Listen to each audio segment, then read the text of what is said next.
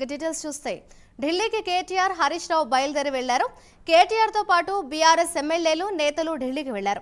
రేపు సుప్రీంకోర్టులో ఎమ్మెల్సీ కవిత bail petition పై విచారణ జరగనుంది.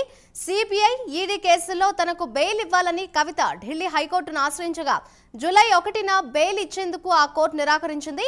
దాన్ని సవాల్ చేస్తూ కవిత సుప్రీంకోర్టును ఆశ్రయించారు. పిటిషన్ పై విచారణ చేపట్టిన సుప్రీంకోర్టు ఆగస్టు 27కు వాయిదా వేసింది. దీంతో మంగళవారం బెయిల్ వస్తుందో లేదో అని బీఆర్ఎస్ నేతల్లో ఉత్కంఠ నెలకొంది.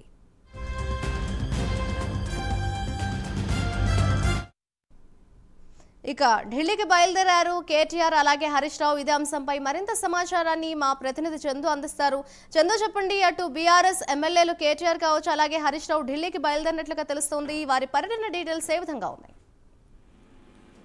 మాధురి, ఎమ్మెల్సీ కవిత సంబంధించి బెయిల్ పిటిషన్ పై రేపు మళ్ళీ సుప్రీంకోర్టులో విచారణ జరగనుంది. ఈ నేపథ్యంలో కేటీఆర్ హరీష్ రావుతో పాటు కొంతమంది ఎమ్మెల్యేలంతా కూడా కలిసి ఢిల్లీకి బయలుదేరి వెళ్లారు. ముఖ్యంగా దేశవ్యాప్తంగా లిక్కర్ స్కామ్ సంచలనం సృష్టించింది. కల్వకుంట్ల కవిత ఇందులో ఇరుక్కొని అరెస్ట్ అయ్యి తిహార్ జైల్లో కూడా ప్రస్తుతం ఉన్నారు.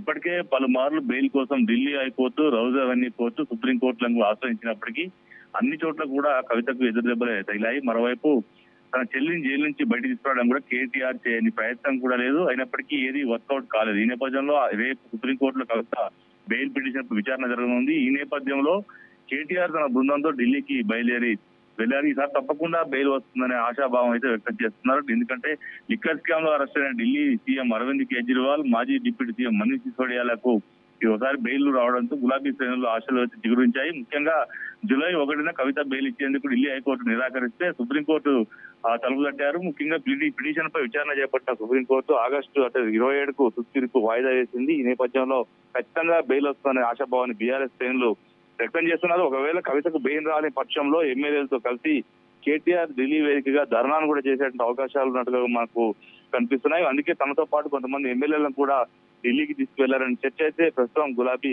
పార్టీలో నడుస్తా ఉంది. లిక్కర్ స్కామ్ లో కేసులో పలువురు అప్రూవల్ గా మారగా కొంతమందికి బెయిల్ అయితే వచ్చింది. కవితకు మాత్రం ఇప్పటివరకు బెయిల్ రాలేదు. ఇప్పటికీ ఆమె చాలా అనారోగ్య సమస్యలను ఎదుర్కొంటున్నారు. ముఖ్యంగా ఇటీవలే ఆమె ఐబీపీ రావడంతో ఢిల్లీ ఎయిమ్స్ హాస్పిటల్ కూడా తీసుకెళ్లి చికిత్స అందించారు. ఈ నేపథ్యంలో ఫ్యామిలీ ఆదా కూడా చాలా సఫర్ అవుతోంది.